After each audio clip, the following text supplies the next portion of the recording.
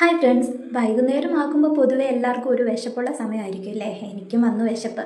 പിന്നെ ഒന്നും നോക്കിയില്ല, പെരുന്നാളിൻ്റെ ആഫ്റ്റർ എഫക്റ്റ് ആയിട്ട് നമ്മുടെ കുക്കറിൽ നിറച്ച് ബീഫ് ഇരിപ്പുണ്ടായിരുന്നു. അതൊരു കുറച്ച് ബീഫ് എടുത്ത് കുക്കറിലോട്ട് അങ്ങ് തട്ടിയിട്ട് പിന്നെ നമുക്ക് അതിനകത്തോട്ട് വേണ്ട ഉള്ളി, വെളുത്തുള്ളി, പച്ചമുളക്, ഇഞ്ചി എല്ലാം നമ്മൾ അതിനകത്തോട്ട് ഇട്ടിട്ട് അത് അതെല്ലാം നമ്മൾ ഇതിനകത്തോട്ട് തട്ടി കൊടുത്തിട്ട് പിന്നെ നമ്മൾ ഇതിൻ്റെ പുറത്തോട്ട് പൊടികൾ ഇട്ട് കൊടുക്കണം.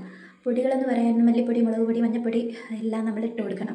അത് കഴിഞ്ഞിട്ട് പിന്നെ നമ്മൾ കുറച്ച് ചിക്കൻ മസാല ഇട്ട് കൊടുക്കുന്നുണ്ട്. അങ്ങനെ ചിക്കൻ മസാലയും കൂടി ഇട്ട് കൊടുത്തതിന് ശേഷം നമ്മളിത് കൈ കൊണ്ട് കുരുമുളക് പൊടി ചേർത്ത് കൊടുക്കണം. അത് മറക്കാൻ പാടില്ല. കുരുമുളക് പൊടി കൂടി ചേർത്ത് കൊടുത്തതിന് ശേഷം നമ്മൾ നന്നായിട്ട് മിക്സ് ചെയ്ത് കൊടുക്കുക.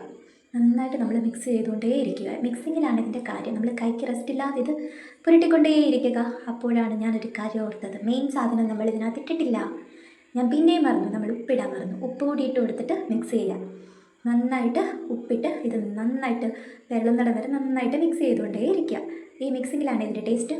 പിന്നെ നമ്മൾ കുറച്ച് വെള്ളവും കൂടി ഒഴിച്ചിട്ട് ഒന്നുകൂടി നന്നായിട്ട് മിക്സ് ചെയ്യണം.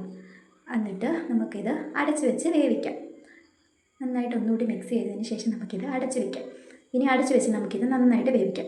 പിന്നെ ഒരു നോൺ സ്റ്റിക്ക് പാത്രം വെച്ചിട്ട് കുറച്ച് എണ്ണ ഒഴിച്ചിട്ട് നമുക്ക് ഇത് അതിനകത്തോട്ട് നമുക്ക് തട്ടിക്കൊടുക്കാം. തട്ടിക്കൊടുത്ത് കഴിഞ്ഞതിന് ശേഷം പിന്നെ നമ്മൾ ഇളക്കലാണ് ഇതിൻ്റെ മെയിൻ.